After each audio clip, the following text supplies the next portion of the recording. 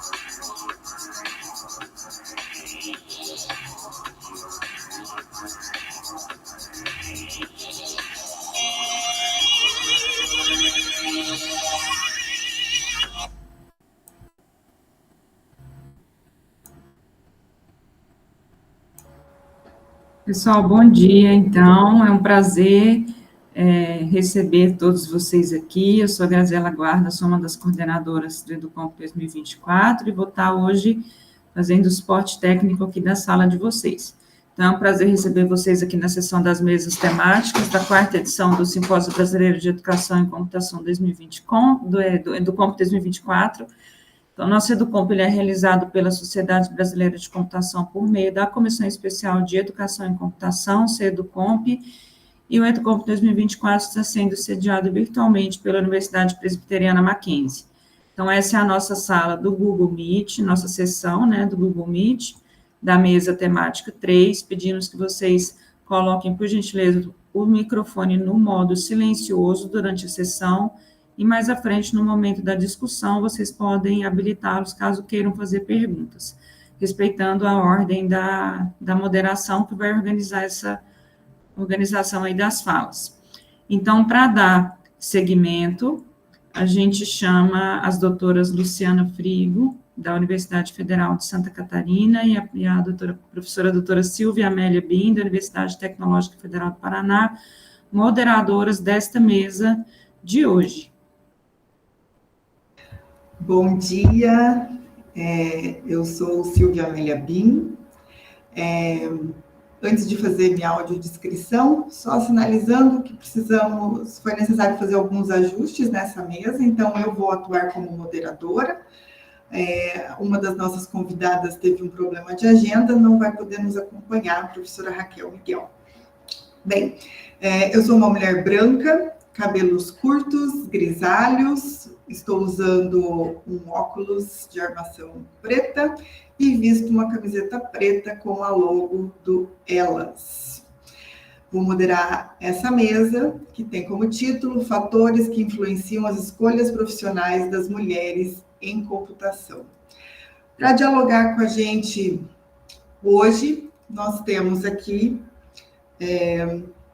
3 convidadas, a professora Ana Lara Casagrande, da Universidade Federal do Mato Grosso.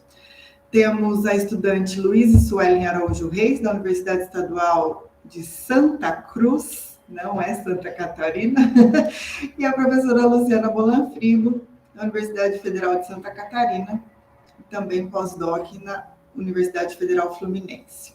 Eu estou aqui vestindo muitas camisetas, embora usando fisicamente uma só, mas sou integrante do Elas, que nós vamos apresentar daqui a pouco, professora da Universidade Tecnológica Federal do Paraná, campus Curitiba, e também pós-doc na Universidade Federal Fluminense. Vou pedir, então, para começar, que cada uma das integrantes se apresente, fazendo a sua audiodescrição, e trazendo um pouquinho do seu perfil, para que as pessoas que estão nos acompanhando compreendam qual é o lugar de fala de cada uma de vocês. Então, professora Ana Lara, obrigada pela participação. A fala está com você. Muito obrigada, professora Silvia. Olá, cumprimento a todas, a todos. Espero que tenhamos uma manhã profícua de discussões, de aprendizados. Eu sou, então, a professora Ana Lara Casagrande, aqui da Universidade Federal de Mato Grosso. Eu sou uma pessoa mestiça, então, uma negra de pele clara, né, com traços negroides, mas a pele relativamente clara. Hoje eu estou usando um lacinho aqui que eu amo, este acessório. Estou sem óculos, que eu normalmente uso. Então, eu tenho um rosto ovalado, tá, Luiz? Para você me imaginar, para você me visualizar, na verdade. E aí, eu tenho um pouco, isso é bem tranquilo para mim, tá? Tem um pouco de testa, tá? Olhos castanhos, lábios relativamente grossos. Então, essa é a minha audiodescrição. Bom, em relação à investigação científica, eu tenho há alguns anos me dedicado ao estudo das políticas educacionais, especificamente, e com foco no ensino médio, que é esta etapa final da educação básica, né, dedicada aí ao público de 15 a 17 anos. Por isso, eu penso que algumas reflexões relacionadas às minhas investigações servirão para nós pensarmos aí escolhas profissionais, porque o ensino médio é muito assediado nesse sentido, né? É a etapa em que a gente diz, olha, e aí, você prestará o quê? Você fará o quê em relação à sua vida? Continuidade dos estudos, entrada no mercado de trabalho. Então, este é o meu lugar aqui nesta mesa, tá? Será então, direcionada a minha fala a esta etapa e especificamente em relação às políticas educacionais. Gostaria de agradecer pelo convite, dizer que é um prazer estar aqui com a professora Luciana, com a Luíse, sob a mediação da professora Silvia. Muito obrigada. Obrigada, Ana Lara. Ressaltando que a Ana Lara também é integrante, né, do projeto Elas. Luíse, queremos te ouvir. Quem é você? Bom dia, pessoal. Meu nome é Luíse, eu tenho 28 anos. Eu sou uma pessoa que me considero de pele parda, não sei, tipo, as descrições são meio um problema pra gente. Eu tenho cabelos curtérrimos e cacheados, tô com o meu fundo de tela desfocado e com a minha camiseta, que eu não sei se tá pegando na câmera, mas é do AC/DC, que eu gosto muito de rock. Meu papel aqui hoje vai ser trazer um pouco da perspectiva do viés de estudante e também de desenvolvedora no mercado, né? Já que eu também tenho essa atuação para poder estar compartilhando as minhas experiências aqui. Não obstante, também deixar registrado que eu sou uma pessoa cega, então também estou falando desse lugar de uma pessoa nordestina, cega e mulher, dentro do mercado de trabalho da computação e também dentro da academia, né, no âmbito da ciência da computação. Então, é isso. Muito obrigada, Luíse. É uma alegria ter você aqui. Eu e você, pelo menos, a gente já se conhece de outros eventos, sabe que eu sou sua fã, né? Obrigada pelo convite, inclusive. E agora, a professora Luciana Frigo. Quem é você? Então, sou a professora Luciana Frigo, da Universidade Federal de Santa Catarina, também fazendo como a Silvia, pós-doc na Federal Fluminense, dentro, né, no âmbito do projeto Elas, que a Silvia vai apresentar logo na sequência. Tenho atuado aí desde 2012 com o projeto de extensão Meninas Digitais, que foi onde eu tive o prazer de conhecer a Silvia, né, e de colegas viramos amigas. Então, hoje compartilhamos muitos trabalhos, né, fazemos muitas atividades em conjunto, devido a essa parceria aí que surgiu dentro desse projeto de extensão. E com o andar desse projeto de extensão, que é conhecido, né, no Brasil inteiro, tem projetos parceiros em várias instituições, né, na sua maioria acadêmicas e federais, né, institutos federais, universidades federais. A gente também tem atuado nessa questão de gênero e tecnologia. E dentro dessa questão gênero e tecnologia, a gente faz parte do projeto Elas, que tem esse foco, mas aí já não é mais projeto de extensão e passa a ser um projeto de pesquisa. Então, vamos explorar alguns aspectos aí desse projeto ao longo dessa mesa, e gostaria de agradecer também o convite da Silvia, né, que partiu da Silvia, a criação dessa mesa, e de estar compartilhando aqui com a Ana Lara, que é uma pessoa também super especial, que eu conheci no Elas, e agora a Luíse, que a Silvia fala muito bem, então já conheço um pouquinho dela, e hoje estou conhecendo através, né, da sua fala e do vídeo. Esqueci de fazer minha audiodescrição, me desculpem, não tenho, esse hábito ainda é novo para nós, né? Então, eu sou uma pessoa branca, de cabelos castanhos, olhos castanhos, estou usando um óculos azul, uma camiseta lilás, com a logotipo, né, o logotipo do projeto Elas. E, no fundo, tenho uma estante com livros e fotos, que está um pouco desfocada também. É isso. Muito obrigada, Luciana. E me permitam fazer esse comentário, porque ele tem forte relação com essa mesa, né? Somos aqui mulheres que nos conhecemos em eventos ou iniciativas, e vale destacar, da Sociedade Brasileira de Computação.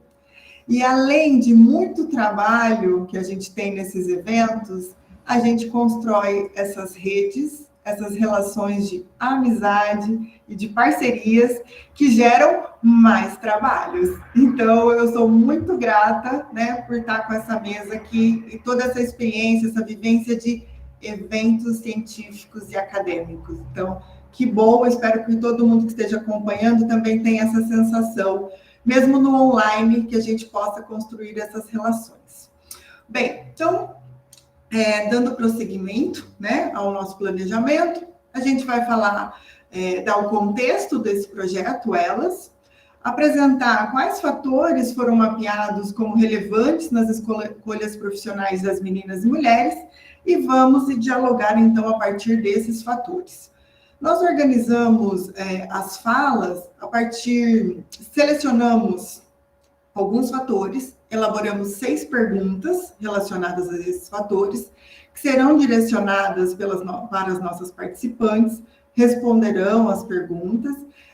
O público que está acompanhando pelo Google Meet pode, pelo chat, fazendo seus apontamentos, né? Nós teremos um momento no final para trazer os apontamentos do público, mas conforme a gente for dialogando, a gente também pode ir fazendo, né, tecendo essas contribuições também. Tecer é um verbo que tem sido muito utilizado, eu gosto muito, porque ele tem tudo a ver com a computação, que a primeira máquina veio do tear de Jacquard, né, inspiração. Bom, vamos lá. Elas, né,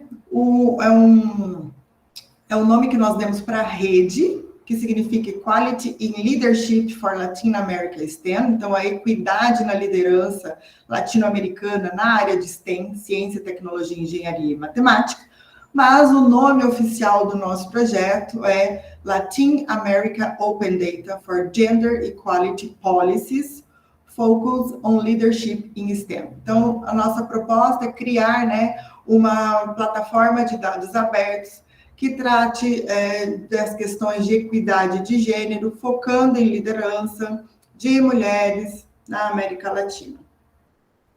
Bem, esse projeto envolve instituições de 3 países, Brasil, Bolívia e Peru. No Brasil, Universidade Federal do Mato Grosso, Universidade Tecnológica Federal do Paraná, Universidade Federal Fluminense, Universidade Federal de Santa Catarina. Na Bolívia, a Universidade Maior de San Andrés e a Universidade Católica Boliviana São Pablo. E no Peru, a Universidade de Lima. A equipe do Brasil já teve o privilégio de visitar a Universidade de Lima, no Peru, a Universidade Católica Boliviana em São Pablo, na Bolívia, em La Paz, e temos experiências maravilhosas, além dos conhecimentos acadêmicos, técnicos, científicos. A troca cultural entre esses países é muito rica. Convido todo mundo a conhecer mais esses países. Bem, o nosso objetivo principal no Elas é gerar e promover o uso de dados abertos comparáveis entre países para avaliar políticas, intervenções e iniciativas que ajudem a reduzir a disparidade de gênero em STEM. Vou pedir licença para sempre usar essa sigla, ressaltando que a gente está falando de ciência, tecnologia, engenharia e matemática. Especificamente no caso do Elas, nós focamos em tecnologia e engenharia, considerando a computação também, né, que é uma letra que não aparece, mas está permeada por essas outras letras. Por quê? Porque nós investigamos também os dados e a situação mais grave, no sentido de baixa representatividade de mulheres, considerando ciência, tecnologia, engenharias e matemáticas, a situação mais grave, com menor representatividade de mulheres, ainda são nos cursos relacionados à engenharia e computação. Bem, a gente quer reduzir essa disparidade de gênero, bem como incentivar a discussão pública para aumentar a liderança das mulheres nas universidades, indústrias e instituições públicas na América Latina. A nossa motivação. Não trago aqui gráficos nem números, mas acredito que é uma percepção que nós compartilhamos, estando no ambiente acadêmico ou no mercado de trabalho. A gente não tem estudantes suficientes nessas carreiras e, especialmente, as mulheres estão subrepresentadas. Consequentemente, a proporção de mulheres que assumem cargos de liderança na indústria e na academia é ainda menor, né? E o impacto disso é que a nossa região, né, Brasil, Bolívia, Peru, América Latina como um todo, não está bem preparada para enfrentar esses desafios dessa sociedade do conhecimento. Bem, dentre os objetivos do projeto, né, um deles está o mapear fatores que influenciam o desenvolvimento profissional das mulheres, recolher e analisar esses dados relevantes, né? A gente está no processo de construção e implementação de uma plataforma de dados abertos para compartilhar todo esse mapeamento que a gente vem construindo, consequentemente, né, com muitos cuidados com relação à interação humano-computador, para que a gente consiga promover a utilização desses dados, né, sobre liderança, aumentar a opinião pública sobre essa questão e fornecer recomendações, né, para quem faz políticas na América Latina. Isso inclui as pessoas que estão dentro das universidades. Então, com relação ao mapeamento de fatores, foram mapeados 196 fatores que influenciam a entrada, permanência de mulheres na computação. Ou seja, isso demonstra que a gente tem um cenário extremamente complexo, né? Não é trivial. Então, a gente tem aqui fatores acadêmicos, deixa eu ver se eu consigo acionar meu pointer aqui. A gente, né, não espero que ninguém esteja lendo, né, o que a gente está mostrando nessa figura, mas é só para ter uma dimensão, né, são pequenas flores, digamos aqui, ou uma árvore, como queiram, mas a gente tem fatores acadêmicos num grande número, fatores do ambiente de trabalho, fatores sociais, que são muitos, fatores individuais, fatores familiares, enfim, um cenário bastante diverso de fatores. Se vocês tiverem interesse, nós temos aqui, então, um artigo que foi publicado por uma das equipes do Projeto Elas, é a equipe que foi responsável por mapear esses fatores. Essa equipe, então, publicou essa figura que eu estou compartilhando, que eu compartilhei com vocês, Luiz, eu compartilhei uma figura que parece, assim, muitas ramificações, nozinhos com muitas ramificações, tá? E essa figura está disponível num artigo publicado na revista Interfaces, da Universidade de Lima, cujo link estou compartilhando aqui no chat com vocês, caso tenham interesse, tá? A partir desses fatores, uma outra equipe, da qual Luciana Frigo e eu fazemos parte, construiu um survey, né? Um questionário bem denso, elencando alguns desses fatores. Então, nós trouxemos alguns fatores individuais, acadêmicos, de trabalho, sociais, de família e socioeconômicos. Esses fatores, né, foram organizados, então, nesse questionário, que foi aplicado nos 3 países, Brasil, Bolívia e Peru. Esses dados estão sendo anonimizados neste momento e também serão disponibilizados na plataforma para que quem tiver interesse faça análises a partir desses dados coletados.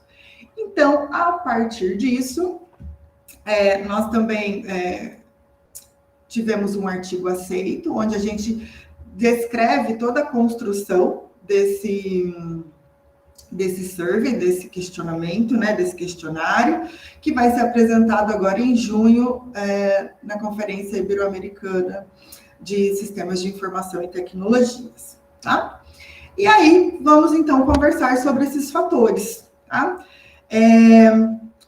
Nós selecionamos aqui alguns fatores que acreditamos que esse público está interessado em dialogar. Quiserem conversar sobre outros fatores? Ótimo, vamos pontuando aí e a gente vai encaixando essas demandas.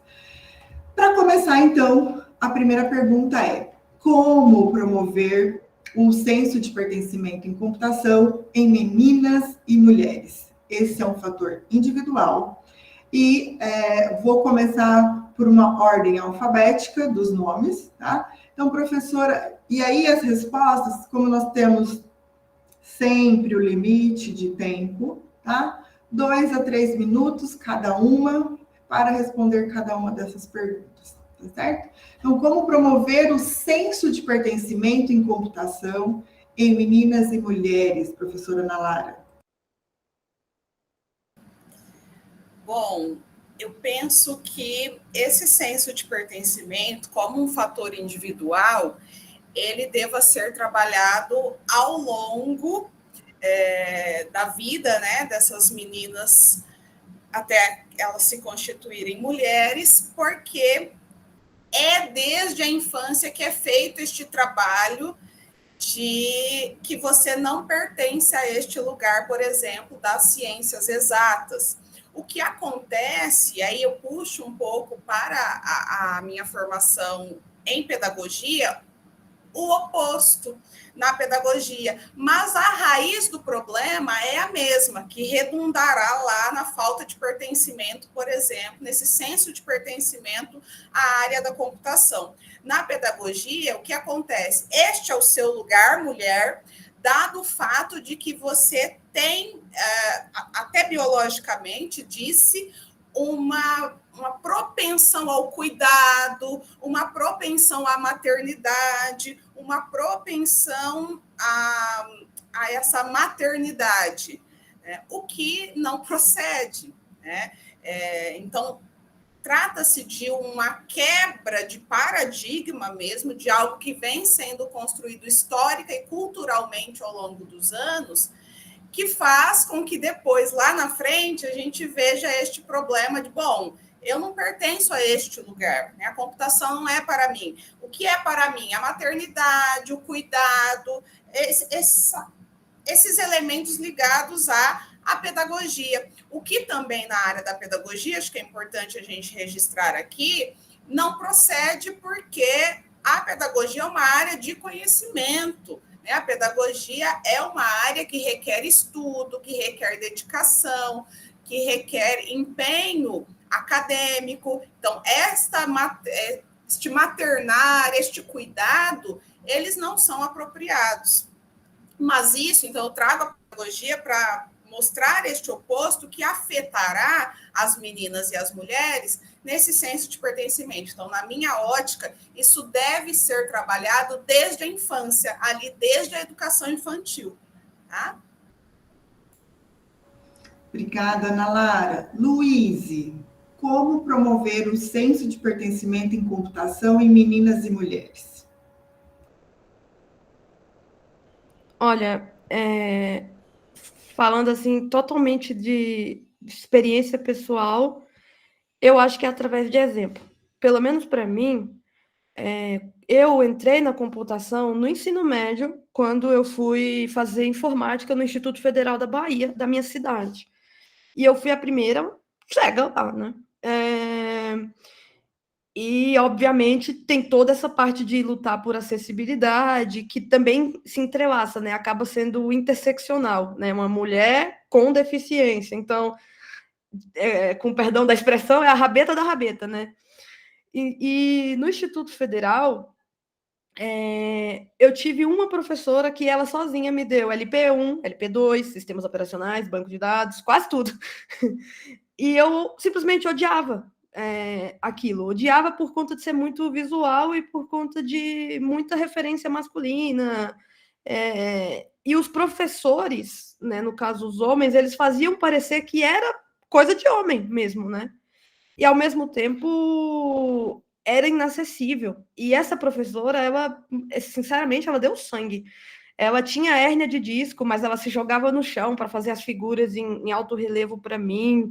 E eu falava, eu não preciso aprender a programar, eu vou sair daqui, eu só vim para cá porque aqui tem uma boa educação, eu não vou precisar fazer cursinho e vou para a faculdade. Ela virou para mim e falou, eu não estou nem aí para o que você vai fazer depois daqui, mas para você sair, você vai aprender a programar porque você está num curso técnico.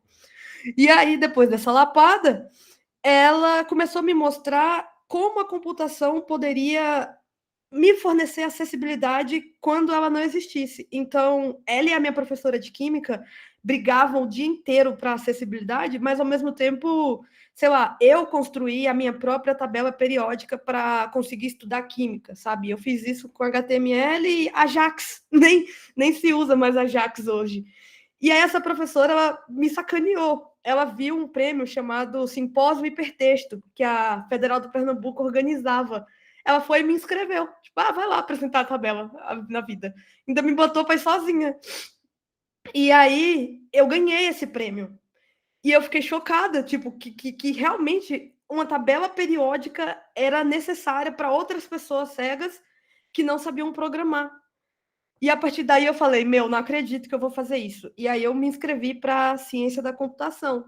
Só que a minha família foi totalmente contra. Eu saí, imagina, se eu fosse um cego com O, eu era um herói. Tipo, tá querendo sair da cidade para buscar um futuro melhor e não viver encostado. Mas como eu era cega com A, eu estava caçando sarna para me coçar, de alguém me pegar na rua, foi as coisas que eu ouvi. Então, o meu irmão foi o único que me deu apoio financeiro para eu poder ir para Ilhéus, né, para a UESC. E chegando na UESC, o que eu ouvi de colega de curso foi que era coragem tentar a ciência da computação sendo cega. E aí eu, tipo, mano, aquilo me detonou. Só que lá eu conheci tia Vânia, que era minha professora de LP1. E isso chegou no ouvido dela, cara. E chegou na sala, ela foi corrigir a prova e ela usou a minha prova para corrigir a prova, porque eu tinha tirado 9,8. E ela ainda me zoou, que ela falou, se ela não tivesse ficado nervosa, ela tinha tirado 10. E aí ela falou assim, o lugar de cego não é na computação. O lugar de cego é onde ele quiser estar, e ela também.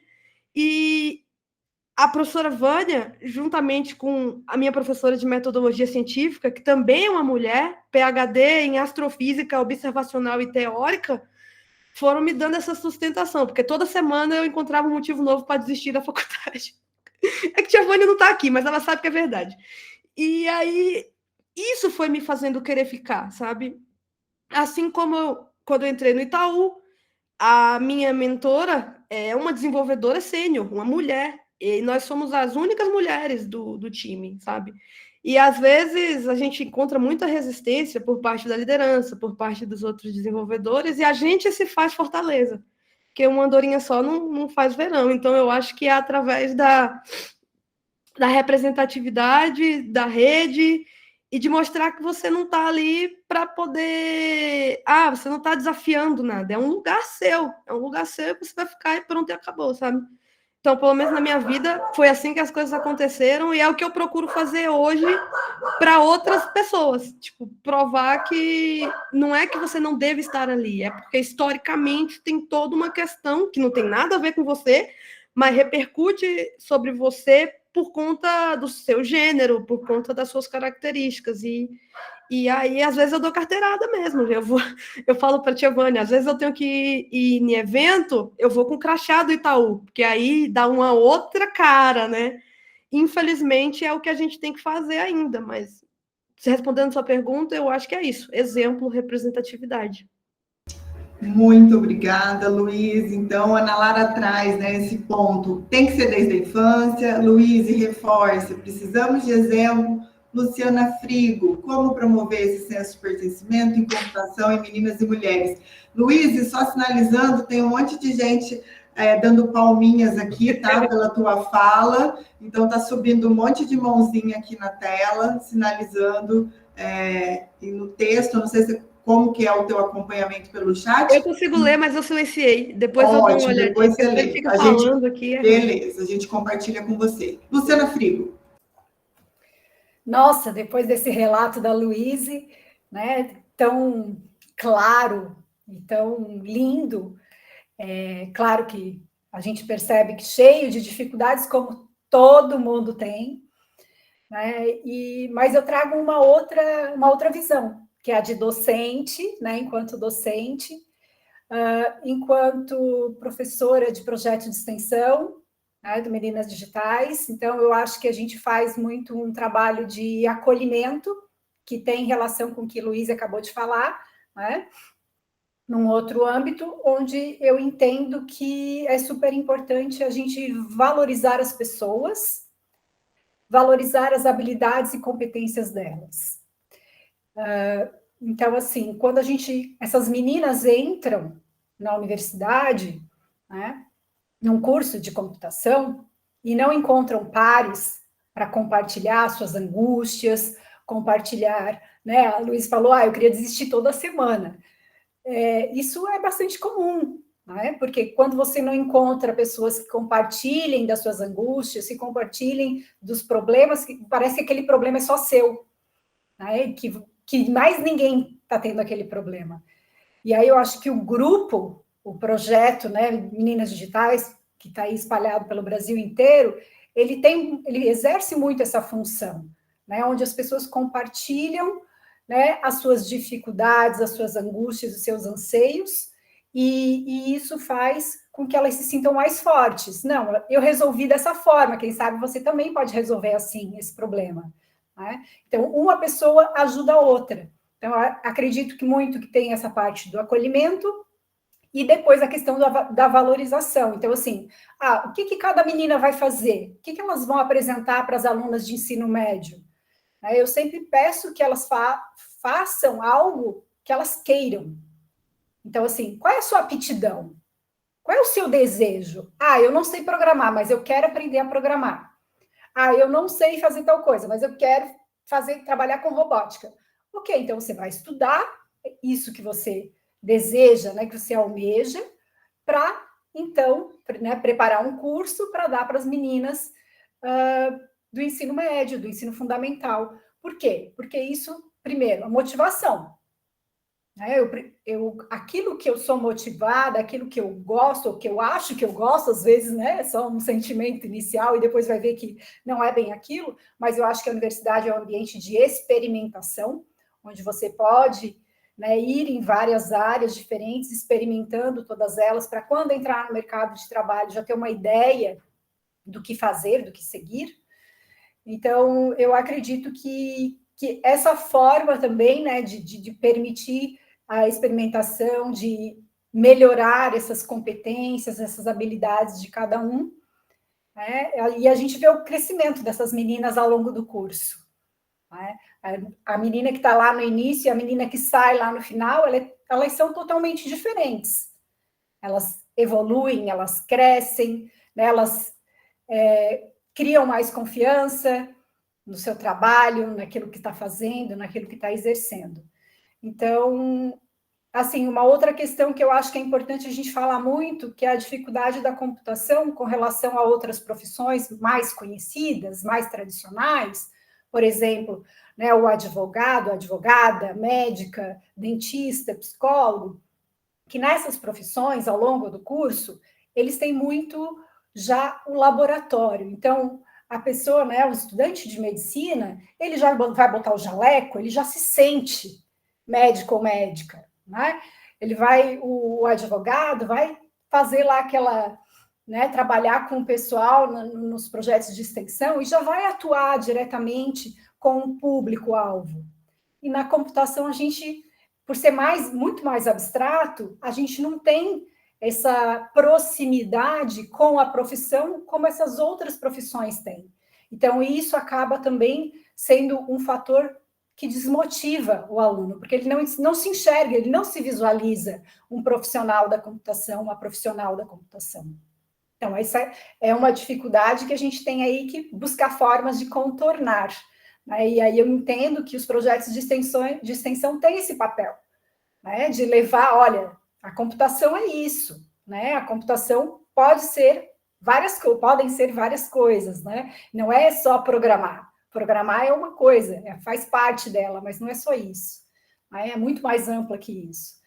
Então, eu acho que seria mais ou menos isso, né? O que eu tinha para contribuir aqui nessa questão.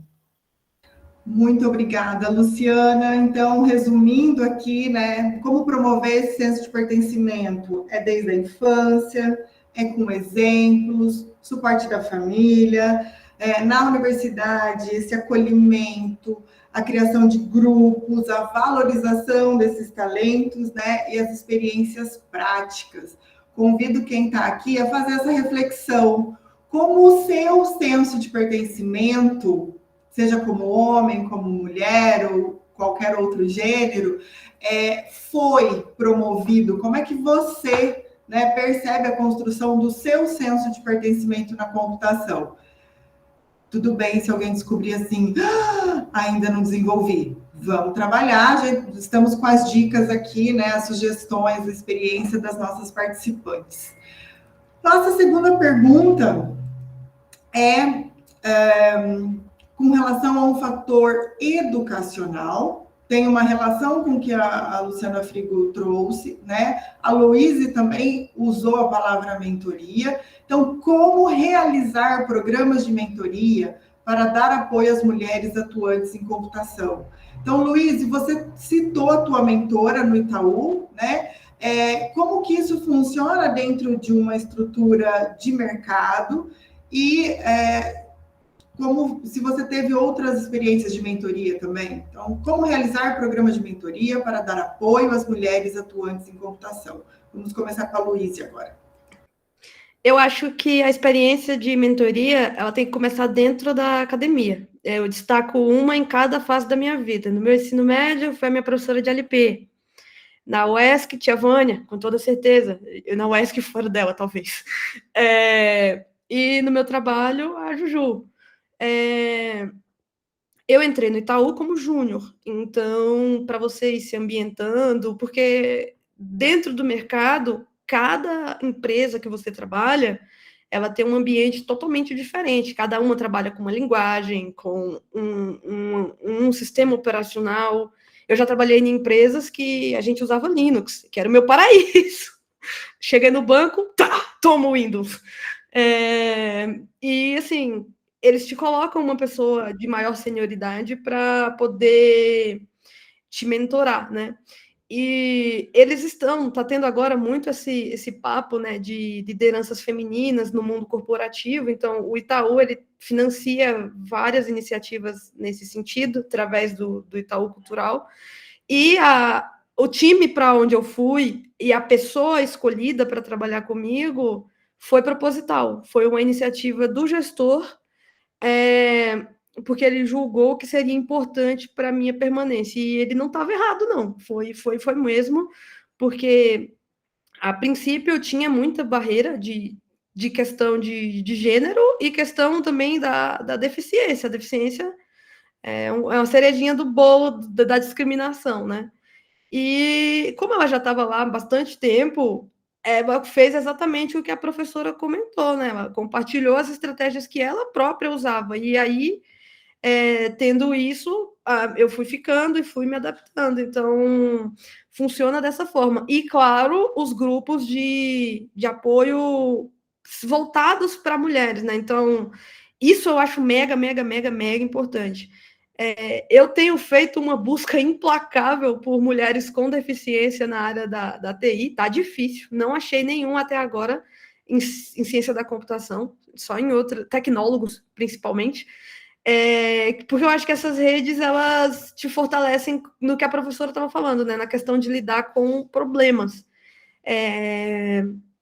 Eu acho que isso também é importante, e você manter projetos coletivos, né? Então, por exemplo, lá no banco, uma estratégia de projetos coletivos é um pouco parecido com essa ideia que vocês têm da plataforma de dados abertos, só que é um repositório no GitHub que você vai colocando lá as suas dúvidas e tal, e ele é todo mantido por mulheres, compartilhado por mulheres, porque daí você consegue expor o aspecto técnico dessas mulheres, mas, ao mesmo tempo, ter uma espécie de acolhimento, principalmente para quem está chegando, porque, infelizmente, essa questão de discriminação ainda acontece com uma certa frequência. Então, você ter... A discriminação ela vai acontecer, é um fato. Então, você ter esse outro lado da rede, da mentoria, é o que ajuda você a não querer desistir toda semana. Tipo, pelo menos é assim que funciona para mim. E aí eu destaco bastante isso, né? A mentoria é desde sempre, e o grupo de debate, discussão, que dentro da universidade é mais uma extensão, um EC, uma coisa assim, eu vejo como sendo fundamental, assim. Obrigada, Luiz. Aqui no chat, a professora Cláudia Pinto já está sinalizando que tem um contato de uma pessoa com deficiência visual, e eu ressalto o trabalho que o projeto Condessa, me ajuda aí, Luciana. Corte de Lovelace, do Espírito Santo, trabalha com alunas com deficiência auditiva, que também para programar não é trivial, né? Criaram todo um vocabulário em Libras para dar apoio a essas alunas. Então, a gente vai passando esse contato para você, para a gente formar essa rede. Luciana Frigo, como realizar programas de mentoria para dar apoio às mulheres atuantes em computação? Só antes da Lu responder, a Luíse tem usado muito a sigla professora de LP. Então, para quem está chegando e que não é da área, linguagem de programação, né, Luíse? É isso? Linguagem de programação. Desculpa, galera, que eu pensei que todo mundo era da área. Não, é porque isso vai ficar no YouTube, entende? Foi mal. Muita gente vai acessar. Linguagem de programação. Isso, e é comum, né? Toda área tem suas siglas, então a gente vai compartilhando aqui o que identificar. Frigo.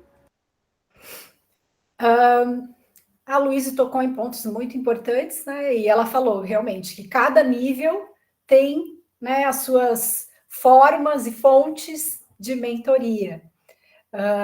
Eu entendo que é interessante, né, a gente fazer, por exemplo, veteranas e calouras, veteranas serem mentoras de alunas calouras. Eu acho que isso é uma coisa bem importante e que não é complicado de fazer, né, porque as alunas estão ali.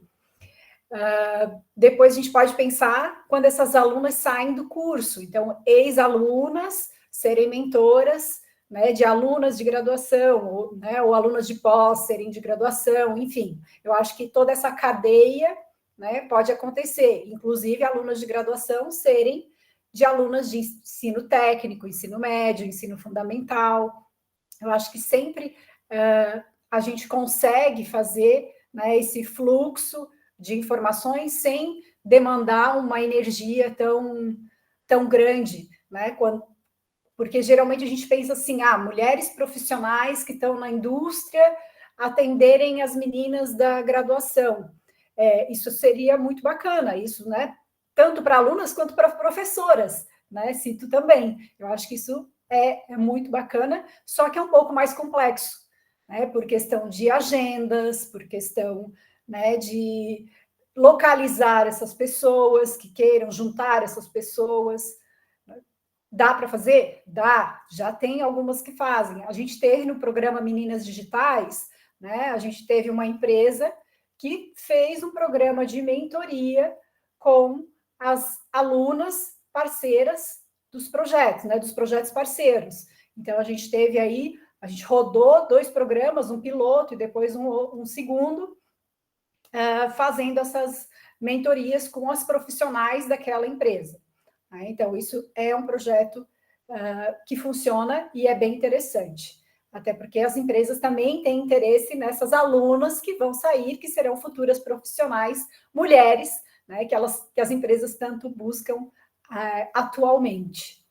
Então, acho que seria mais né, em complemento ao que a Luíse já tinha falado. Obrigada, Luciana. Ana Lara, pela tua experiência com o ensino médio, né? A gente teve essa provocação de que tem que começar já na escola. Como você enxerga essa criação de programas de mentoria?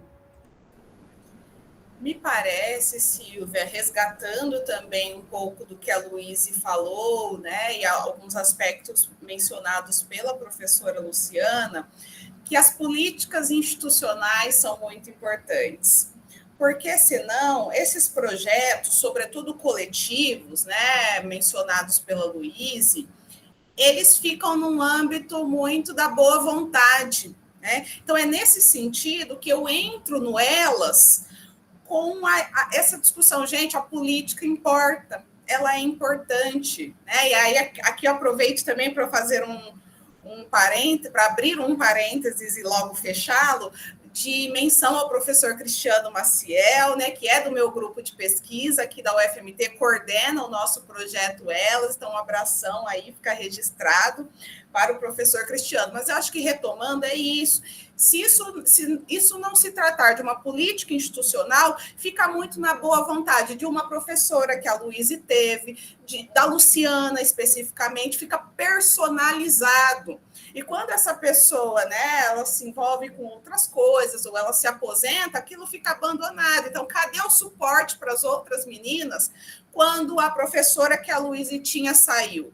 Tem que ser uma política institucional, porque é nesse sentido. Eu sei que tem muitas, quando eu falo sobre política educacional, as pessoas falam, mas tem muita coisa da legislação que não funciona. Mas primeiro a gente precisa dessa cobrança realmente na Carta Magna, na letra da lei, né? Isso nos ajuda a avançar. E foi assim, foi desse modo, basicamente, com muita luta, mas também com essa luta planificada ali na lei, que nós conseguimos, por exemplo, mudar a cor da universidade hoje. Foi cota. Cota é lei, né? Então, eu acho que eu vou por aqui. Acho que as políticas institucionais são importantes em relação a esses programas de mentoria.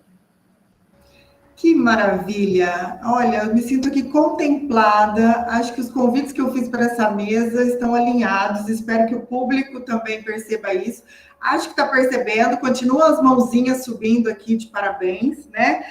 Acho que a Lara traz esse ponto muito interessante, porque a minha interpretação realmente estava tudo muito num nível de voluntariado ainda, né? E isso, muitas vezes, é uma fragilidade. Então, fica a dica aí, para quem está na gestão das universidades, vamos instituir essas políticas, né, para programas de mentoria. Quase que eu aplaudi de pé, desculpa. Diga, Luíse. Eu quase aplaudi ela de pé. Nossa, é exatamente isso, cara. Nossa. Muito bom, muito bom. Ainda falando de um fator educacional, né, que é um ponto que a Luísa também trouxe na fala dela, que a Frigo também trouxe, como conscientizar docentes e gestão educacional sobre o tratamento equitativo de estudantes, independente do gênero. Né? Nos nossos projetos, seja no Meninas Digitais, seja no Elas, a gente tem ouvido, tem percebido, né, relatos de que há muito julgamento sobre as habilidades das mulheres na computação. Como é que a gente conscientiza docentes e gestão sobre um tratamento equitativo? A gente vai começar com a Luciana Frigo agora. Bom, as perguntas, elas se relacionam, né? Eu acredito que políticas institucionais são importantes, como a Ana Lara, né, já trouxe aí. Então, falar, primeiro de tudo, é falar sobre o tema. Né? Se a gente não falar, as pessoas acabam esquecendo. Isso cai no esquecimento. Então, trazer à tona essa temática é importante, discutir essa temática é importante, refletir sobre o tema com os alunos, com as alunas, né, com os estudantes da universidade, colocar no currículo essa temática de alguma forma é super importante, tá? Às vezes eles aparecem, mas não são não é dada a devida importância, porque às vezes o profissional que está ali não vê importância naquele aspecto e supervaloriza os aspectos técnicos, né? E desvaloriza esses aspectos sociais, que são fundamentais, pois vivemos em sociedade, né? E tudo se reflete. Então, o que a gente vive na sociedade reflete na academia, né? Reflete na indústria, reflete no comércio. Então, não tem como, né? As coisas estão todas relacionadas. Então, a minha visão seria que a gente precisa trabalhar esse aspecto curricularmente, institucionalmente e socialmente. A gente precisa de todos, né, englobar todas essas questões de alguma forma para que a gente possa ter esse tratamento equitativo, né, não só de estudantes, mas de estudantes, de professores, de técnicos administrativos, técnicos educacionais, ou seja, de todas as pessoas que estão envolvidas nesse processo. Obrigada, Luciana. Ana Lara. Bom, vamos lá. Aqui é a minha praia, né? Por quê? Formação de professores. Seus professores que estão em sala de aula, e aqui eu já me refiro tanto à educação básica quanto depois à educação superior.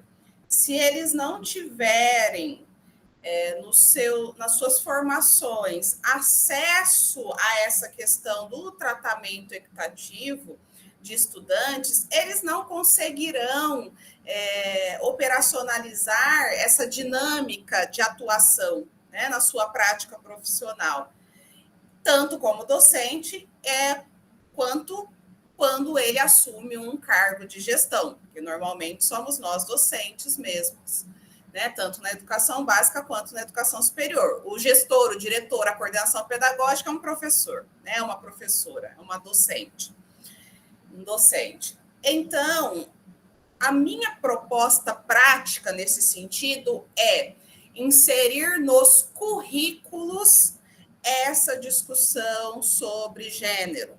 Então, fazendo um levantamento da Base Nacional Comum Curricular, por exemplo, a gente vê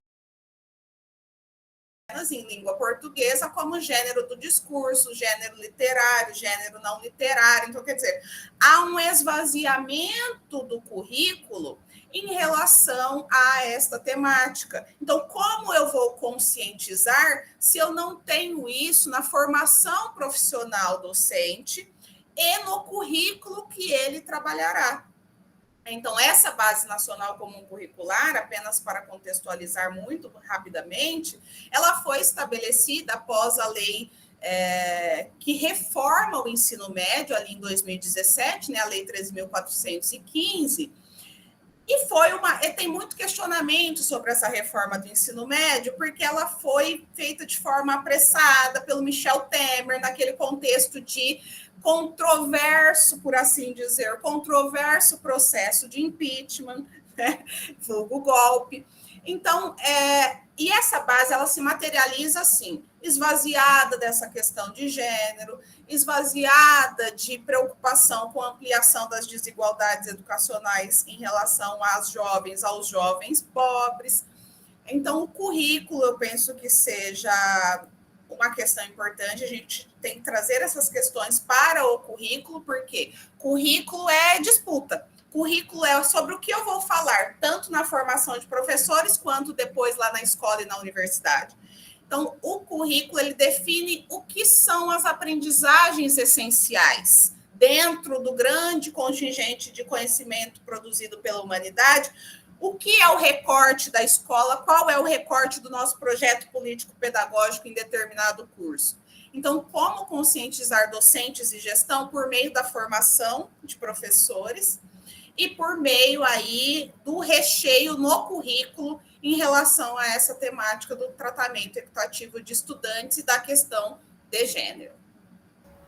Obrigada, Ana Lara. Luiz, e a sua perspectiva? Como é que a gente conscientiza docentes e gestão sobre esse tratamento equitativo?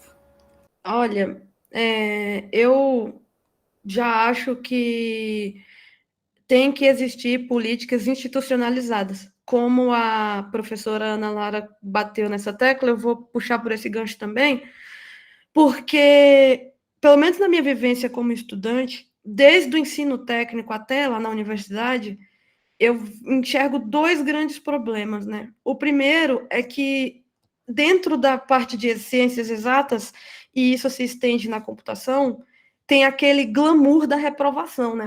Eu reprovei 50, passou 2. Aí, qualquer coisa que você vai fazer com determinados tipos de professor entra naquela estética do mimimi, meritocracia, você tem que se esforçar, perdeu porque não se esforçou, 50. E aí, que nem uma vez eu perguntei, eu falei, quer dizer que se eu for no médico que ele matou 50 na cirurgia? Então aí, não entendi, né? Porque eu acho que mais do que o conhecimento técnico, o professor é um formador, ele tem que ter didática, ele que tem que construir o cenário para que o aluno, ele é o mediador entre o estudante e o conhecimento. Então, assim, quer dizer, ele reprovou 50 e a culpa é dos 50? Não entendo.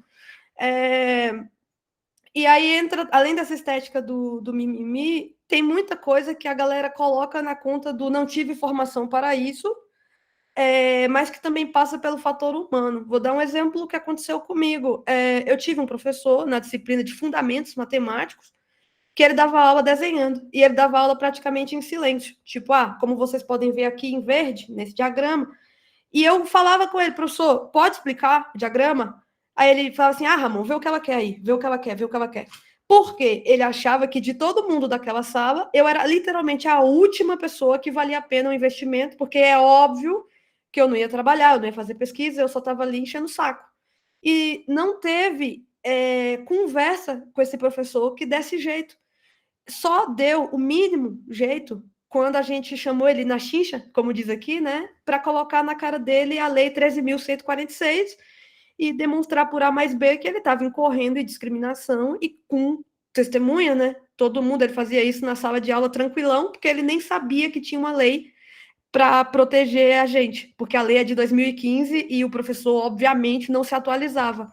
Então, eu acho que tem que ter a parte social, né, dos programas e tudo mais, a gente fazer oficina e tudo mais, só que eu acho que também tem que ter a parte do currículo, que a professora mencionou, tem que estar na formação, e também nos estatutos, né, a reforçar, como acontece, por exemplo, dentro da indústria.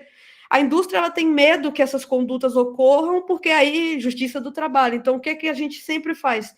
Treinamentos. Toda vez que a gente entra na empresa, tem os treinamentos de diversidade, inclusão e gênero, para poder coibir, para você não dizer que você não sabia. Eu não sabia. Claro que você não sabia, tem lei para isso, mas para garantir que você sabe, não vai poder argumentar, toma aqui esse treinamento. Então, eu acho que institucionalizar é o caminho, porque, falando da UESC, e agora eu vou descer o pau mesmo, é o que falta, porque senão entra exatamente no que a professora falou, porque é exatamente o que acontece comigo. Eu tenho tia Vânia, que é maravilhosa, didática perfeita, nossa, todo professor fosse igual a ela, o mundo estava salvo. Mas também tem um monte de professor que se aproveita do fato dos estatutos internos da universidade não fazerem menção, não terem ali tópicos referentes a isso, para falar que não sabe uma coisa que existe em discussões sociais, sabe? Então, justamente para você evitar meandres que vão da personalidade e pessoalizar a coisa, eu acho que você tem que ter o social e o institucional promovidos pela universidade, tipo assim, para que não dependa de pessoa A ou pessoa B. Eu acho que é bem por aí, porque senão cai na consciência e aí eu não tenho muita fé na consciência das pessoas. Então, tipo, eu acho que quanto mais institucionalizar, pelo menos para você ter o que você argumentar e se defender, melhor. Muito bom, adorei a fala, né? De novo, me sinto contemplada, espero que a gente esteja também, né? Contemplando as demandas de quem está nos acompanhando, reforçando, a gente, né, teve aí o direcionamento de institucionalizar essas questões. Eu acho que para quem é docente da área de computação, isso é mais urgente, porque no nosso currículo ele é muito técnico, né? A gente faz concurso para docente universitário e a gente tem que assumir 10 milhões de atividades. Muita gente vai, né? Há uma tendência de ir para pesquisa e não tem disponibilidade para ir para um treinamento. Acho que a gente, como universidade, tem que começar a trocar essas experiências com o mercado. Por que nós não fazemos treinamento? Na minha instituição, a gente tem treinamento. Geralmente, vai para o treinamento aquela pessoa que não precisava do treinamento, né? Sobre aquele tema. Porque a gente vai para aquele tema que a gente gosta. Então, mas agora, né? A gente continua nesse ponto de conscientização, mas num outro cenário. E aí eu não sei se dá para institucionalizar. Então, vou perguntar, começando com a Luíse, como que a Luíse trouxe esse ponto na primeira fala dela. Essa é a nossa penúltima pergunta, tá? Luíse, como conscientizar as famílias sobre a relevância da computação como profissão? Porque esse também é um outro relato que a gente tem, né? Como é que a gente conscientiza a família?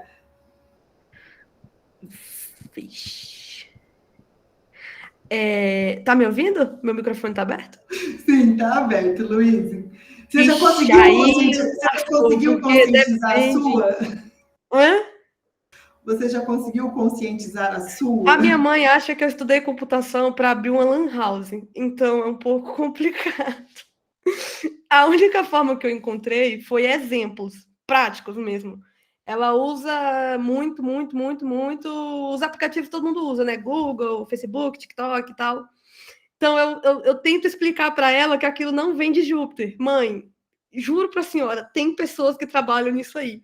No banco mesmo, eu tentei explicar para ela, mãe, onde você acha que o seu dinheiro fica guardado? Você acha que não tem ninguém trabalhando lá? E aí eu tento trazer exemplos da prática. A gente estuda porque existem pessoas que cuidam da tela que você vê, mas também tem pessoas que cuidam da segurança, tem pessoas que cuidam de organizar o projeto.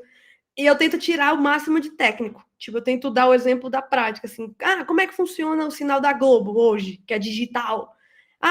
Você sabia que o avião, hoje em dia, ele é lotado de computador? Tem gente da minha área lá dentro. Até o carro, eu tento falar assim, seu carro. Porque a minha mãe, ela é paciente oncológica, então ela dirige carro automático só. Então, daí eu falo para ela, teu carro, por exemplo, capaz que tem alguém da computação aí para fazer esse negócio aí, para você não bater. Entendeu? Então, é a única forma, porque, pelo menos na minha família, só a minha mãe estudou. Todos os meus outros tios não só terminaram o ensino médio, mas não graduaram. Então, se eu aprofundo demais no técnico, desinteressa, porque não tem aquela coisa de identificar, né? Então, eu tento usar o método de Paulo Freire mesmo, né? A partir das experiências da minha família, trazer uns exemplos que eu sei que eles usam, que eles vão se projetar. Eu tenho um tio que ele trabalha em fazenda de café. Aí eu tento falar para ele, tem umas colheitadeiras lá que você usa que tem programador lá que fez lá, não sei o quê, para eles poderem ver, porque senão não rola. Muito bom, Luíse, né? E é isso, computação está na vida de todas as pessoas, você trouxe diferentes cenários aí para a gente. Já me perdi na ordem aqui, aleatória, acho que eu vou para a Ana Lara, vou na ordem agora das janelinhas que eu estou vendo, tá? Ana Lara, como é que a gente conscientiza a família, de novo, puxando, né? Isso já começa, você pontuou que era lá desde a infância, mas a família, como é que a gente faz? Aqui, para mim, Silvia, Luíse e Luciana, né, demais pessoas que estão aqui conosco, representadas nestes nomes, eu penso que seja o ponto mais complexo, é o mais nevrálgico para mim, porque é cultura, né? E a cultura, ela se faz, acho que aqui a Luíse falou muito bem, por intermédio de exemplos, de recorrência, né? Cultura é recorrência, né? A gente pode usar vários autores, né, da sociologia, da filosofia, mas eu estou simplificando aqui a discussão teórica e dizendo cultura é hábito, por isso cultura é recorrência. Então, conscientizar essas famílias por meio da mudança de prática. E aqui sim, de fato, nós precisaremos contar com as células que se multiplicam, na minha ótica, né? A Luíse fazendo uma ruptura de paradigma ali internamente na família dela, e é uma família que contamina a discussão com outra família, até que a gente possa chegar a um momento em que a cultura seja modificada. Obviamente, também a operacionalização legal ajuda muito nisso, tá? Novamente, não é uma questão de institucionalização aqui, definitivamente, né?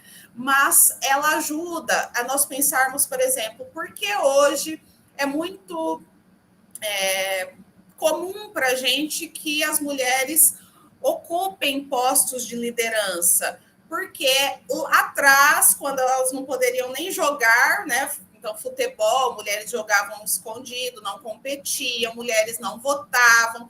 Então, culturalmente, nós fomos avançando, obviamente. Então hoje vamos apenas nadar no mar de rosas. Não, nós estamos aí caminhando muito precariamente ainda, né?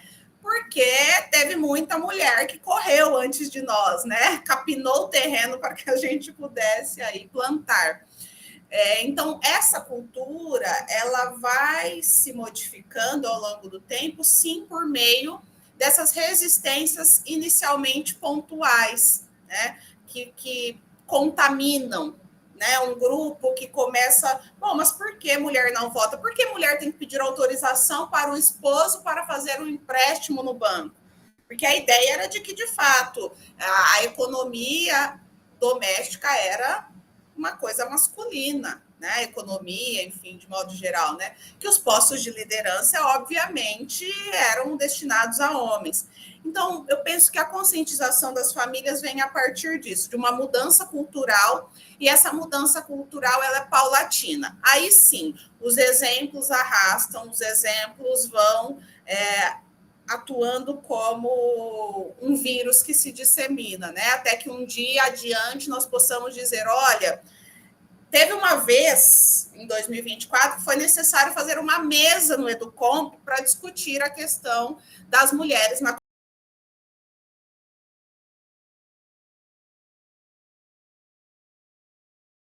se sentiam perto, juro para você. Então, assim, eu acho que é cultural, e cultura é recorrência. Obrigada, Ana Lara. Luciana. Bom, acho que juntando tudo que elas falaram, tanto Luíse quanto Ana Lara, que às vezes eu confundo com a Ana Clara, que é minha bolsista, então, se eu chamar a Ana Lara de Ana Clara, é por esse motivo.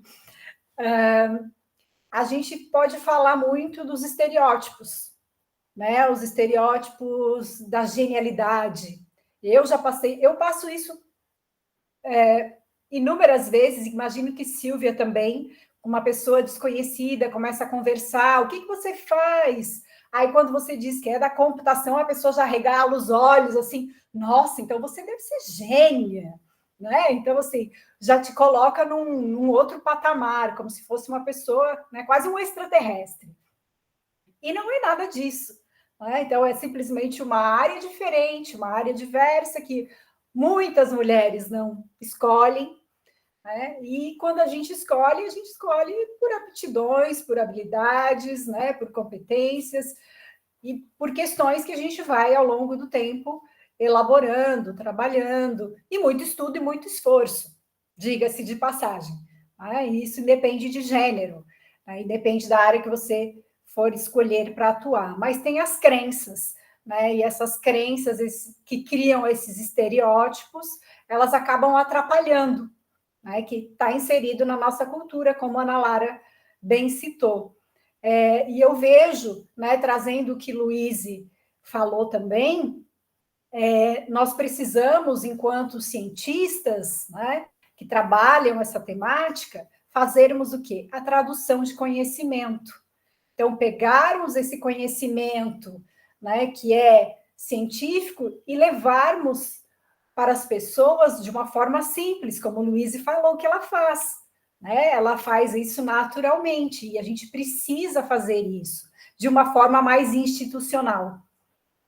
Traduzirmos o conhecimento que a gente elabora, que a gente evolui, e disseminar para todas as pessoas de diferentes formas, conforme as experiências e os conhecimentos de cada um, e as suas linguagens também, porque a computação tem uma linguagem própria.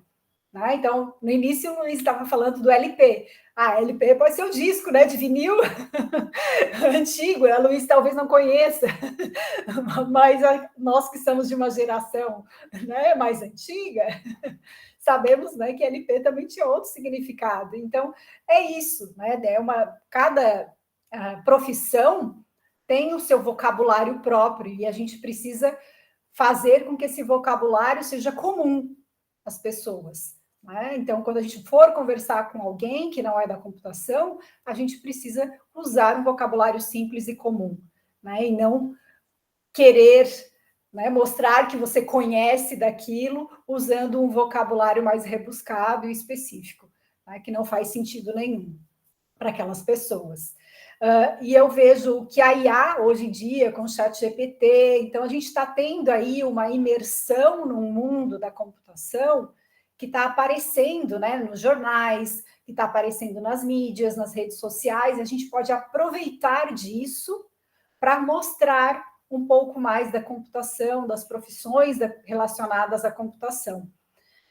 E aí a gente pode usar tanto, como o Luiz comentou, de uma rede de TV, né, bastante conhecida, a gente pode falar das telenovelas. As telenovelas têm esse papel, elas exercem esse papel na nossa sociedade, ela molda muitos aspectos de crenças, né, de conhecimentos sobre o nosso ambiente. Então, a gente recebe essa informação, seja através de uma telenovela, seja através de uma ferramenta, de uma rede social, tipo o TikTok da vida, né? Então, assim, tem muitas formas que a gente pode trabalhar e tentar levar esse conhecimento para as pessoas de uma forma diferente e, eu não diria zero estereótipo, que eu acho que isso é bem difícil, mas minimamente estereotipada, né? Porque a gente, como sociedade, a gente tenta criar grupos.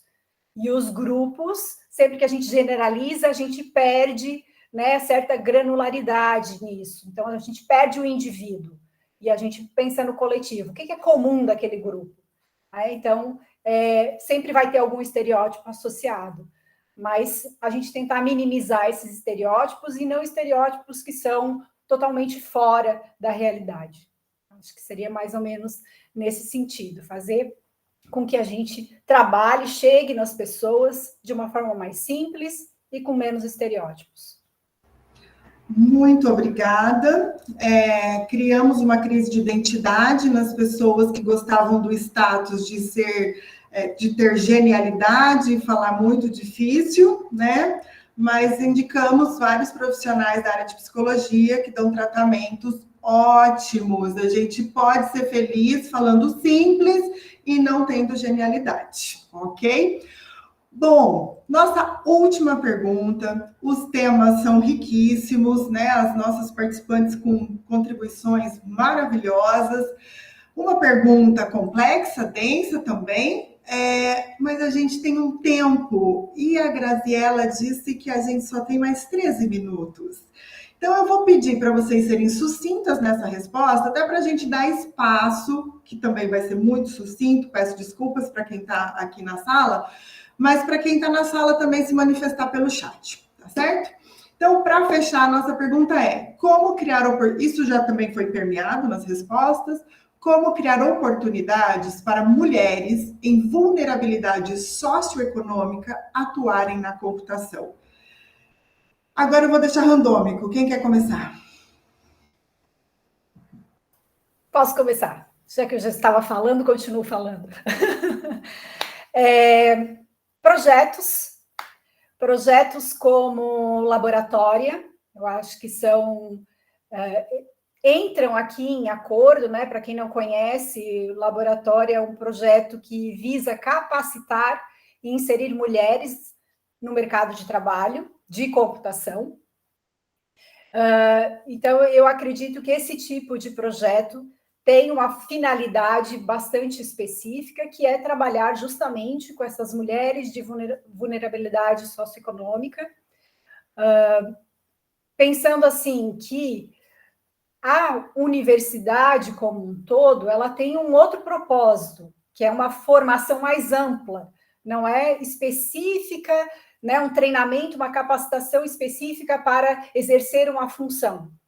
E quando a gente pensa em pessoas de vulnerabilidade socioeconômica, elas querem o quê? Elas querem se inserir no mercado de trabalho, elas não querem ficar 5 anos se formando para daí, então, poder ter uma profissão e conseguir uma renda.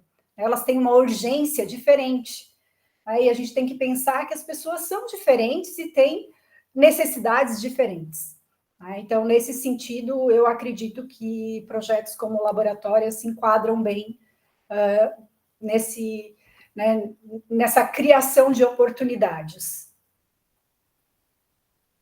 É para ser sucinta, né, Silvia? Ótimo, obrigada, Luciana. Já coloquei aqui no chat o link do laboratório, acho que é uma iniciativa muito relevante. Ana Lara ou Luíse? Quem quer? Acho que eu irei, porque a Luíse faz o grande finale, entendeu? Ela. Bom, eu concordo com a Luciana. Eu penso que aqui eu já chamo o compromisso da universidade. Nós aqui 3, né? Eu, a Silvia e a Luciana, somos de universidades públicas.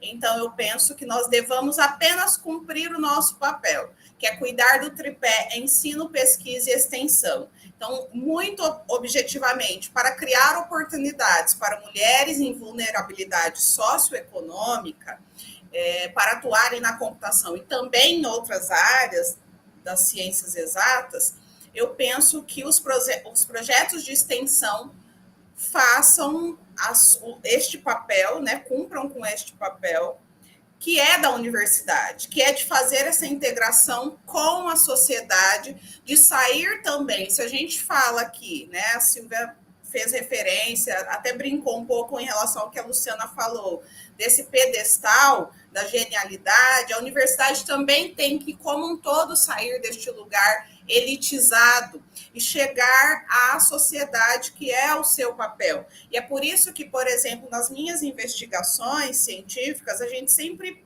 foca muito na educação pública e na universidade pública, porque a escola privada, a universidade privada, como uma empresa, elas têm os seus próprios propósitos. O propósito da universidade pública é fundir os interesses da sociedade por meio do ensino, da pesquisa e da extensão. E especificamente em relação a essa questão, os projetos de extensão ajudam muito. A gente percebe aqui nos projetos de extensão que a gente tem na universidade que, de fato, a extensão ela gera essas oportunidades para mulheres, sobretudo mulheres que estão em situação de vulnerabilidade social, econômica, mas também outras, cultural e educacional. Então, acho que o projeto de extensão é uma boa saída. Obrigada, Ana Lara. Luíse, oportunidades para mulheres em vulnerabilidade socioeconômica.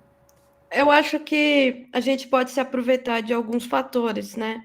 Primeiro, a questão que o pessoal falou, né, do senso de urgência. Poxa, eu quero emprego, eu não quero ficar 5 anos estudando. E um mito muito recente aí que está tendo na internet, que é estude 6 meses, vire programador e ganhe 15 mil reais sem esforço.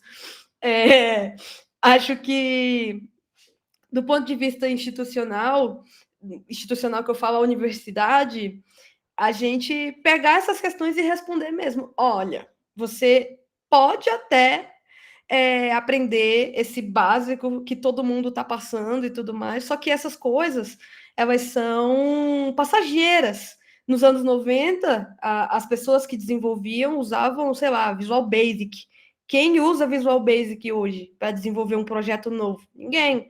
Então, hoje, cada momento tem as suas linguagens. Nos anos 2000, ninguém podia imaginar que teria um mercado de smartphones, né? Porque não tinha até a revolução do iPhone.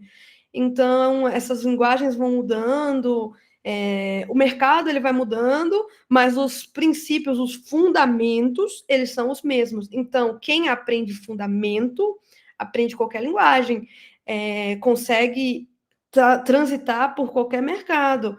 E desconstruir mesmo essa ideia de que você vai fazer um cursinho de JavaScript, fazer um Hello World no navegador e vai ganhar 10 mil reais, porque isso não vai acontecer, né? E uma outra coisa que eu acho super importante é conteúdo aberto, sabe? De tirar a paywall e usar as plataformas que a gente tem para veicular conteúdo aberto.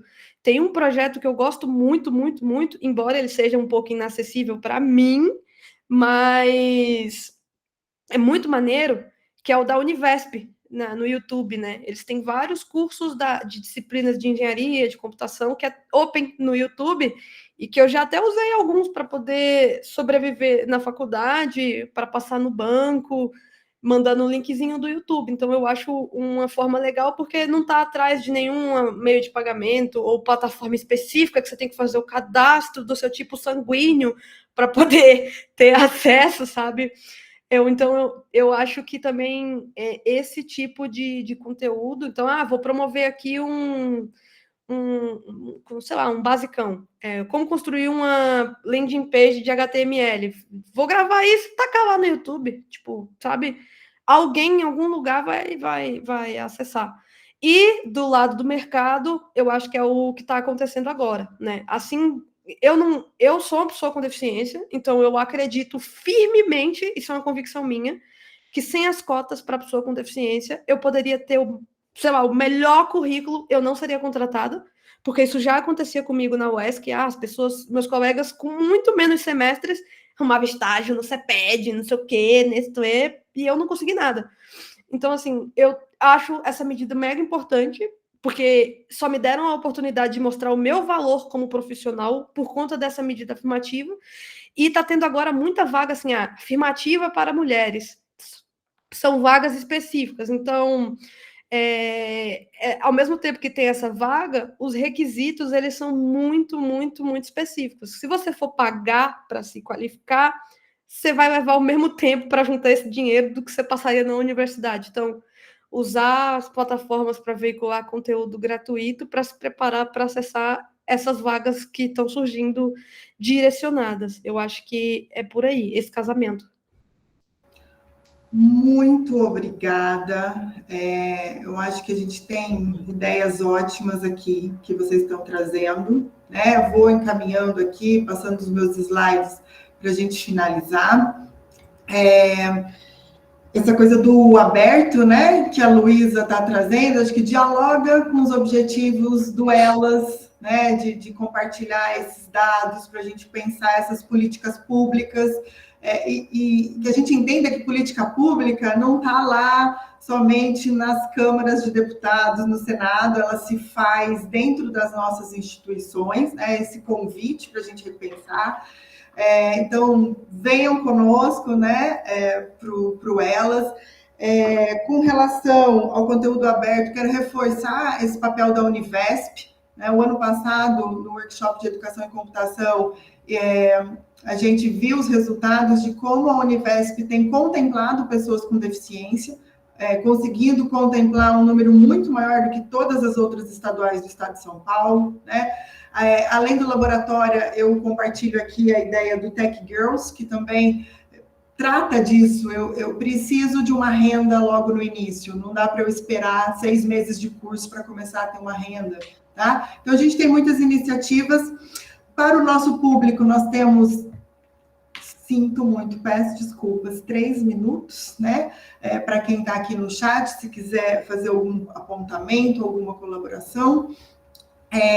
Só destacando aqui a nossa página do Elas e convidando todo mundo para esse diálogo. Então, nossas redes sociais, nosso site, nosso e-mail. E temos esses 2 minutinhos. Me ajudem aí, Grazi, me ajuda no chat, se a gente tem alguma demanda.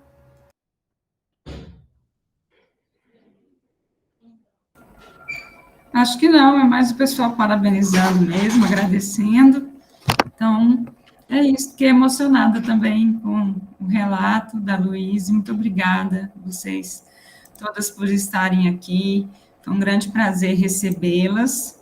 E a gente está chegando, né, no fim dessa sessão das mesas temáticas do Simpósio Brasileiro de Educação e Educação Educomp 2024. Foi um prazer construir esse momento de colaboração e feedback para cada uma das propostas apresentadas aqui.